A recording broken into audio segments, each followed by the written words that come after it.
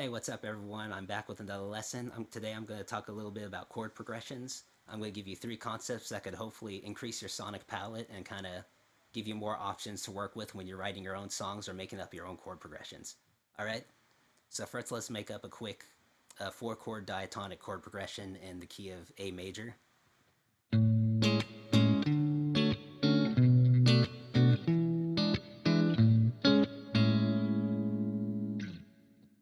Alright, so what I did there was I started on A major 7, which is the first chord in the scale, moved up to D major 7, which is the fourth chord, went back down to the second chord in the scale, which is B minor 7, which brings us up to the fifth chord in the scale, E dominant 7, which brings us back home to A major 7.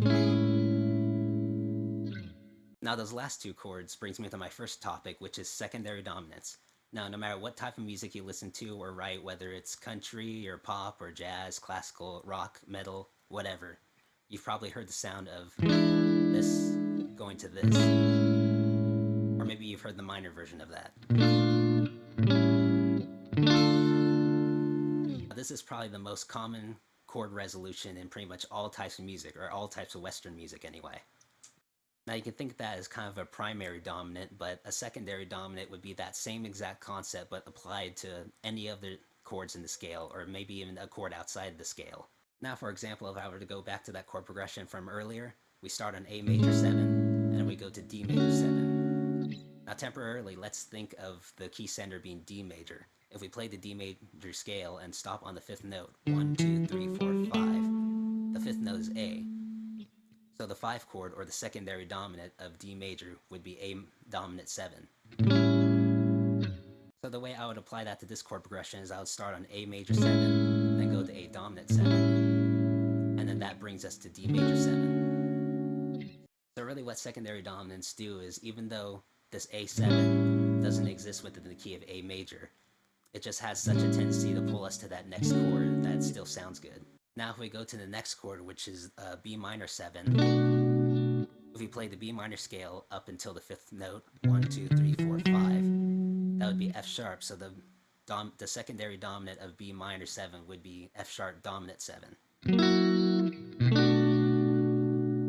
Now instead of actually playing B minor 7 right after, I'm actually going to play the secondary dominant of the next chord, which is the 5 chord, by playing B dominant 7. Now the reason I'm doing that is to show you that you don't have to immediately resolve it to the next chord in order to make it sound good. You could still hang on to this chord to kind of create tension, and you don't even have to resolve. It could be a non-functioning dominant chord. You don't even have to resolve it at all if you don't want to. So I'm going to hang on to this dominant chord for a little bit, and I'll go back to B minor 7, and then go back to the 5 chord, which brings us back to the first chord. So all together it'll sound something like this.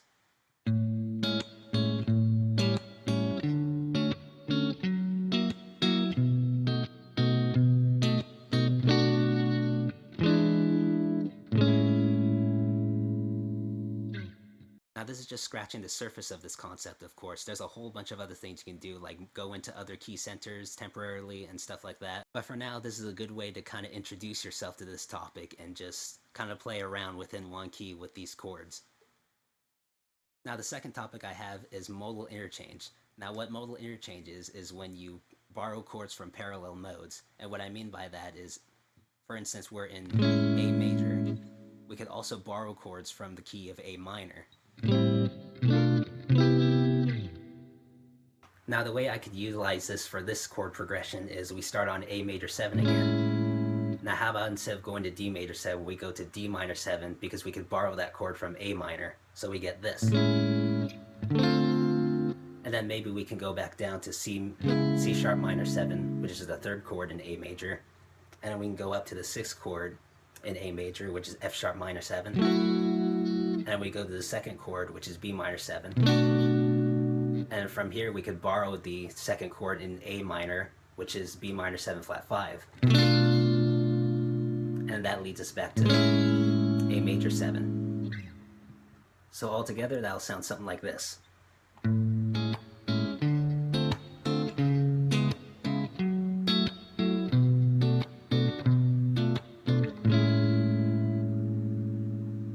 So yeah, it's kind of a cool way to inject a little bit of minor sound into your major chord progressions or vice versa. Or really you can take any parallel mode, and by parallel I mean all of them starting with the same key center. So in this case you can take them from A minor, A Locrian, A Dorian, A whatever, and it'll still work.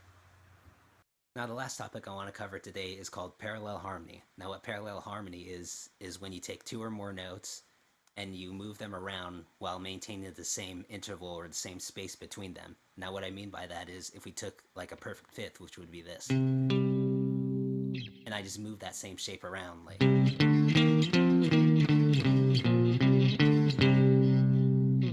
that would be parallel harmony, or in this case parallel fifths. Now the way you would use that for chord progressions is you would literally just take one shape like this and just move it around.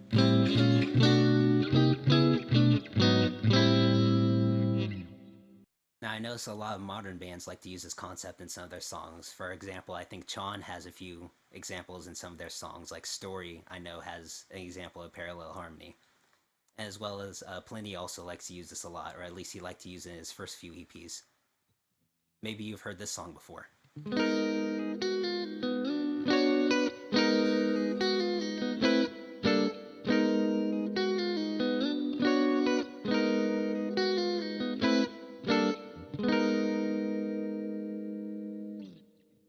So that entire sequence of notes, he just starts with this minor add 9 shape starting on G sharp, and then he moves that same shape up to B, brings it back down to G sharp, and then he does this kind of jazz trick where you go above the note, below the note, and then you hit the note. Now going back to our chord progression, we could use this by taking this major 7 shape and just moving it up to C major 7, and maybe bring that back down to B minor 7, and then go back to just the regular diatonic chord progression. Or we could just make the entire chord progression just that same A major 7 shape. For example, we could do something like this.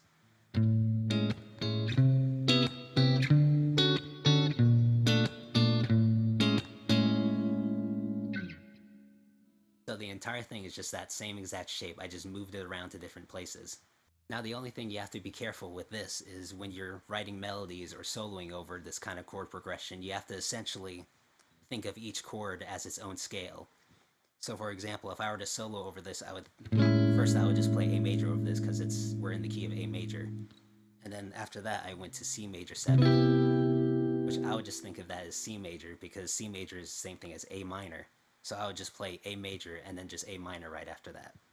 And after that we go to D major 7. Now for that I would just go back to A major because I'm seeing that as just the 4th chord in A major.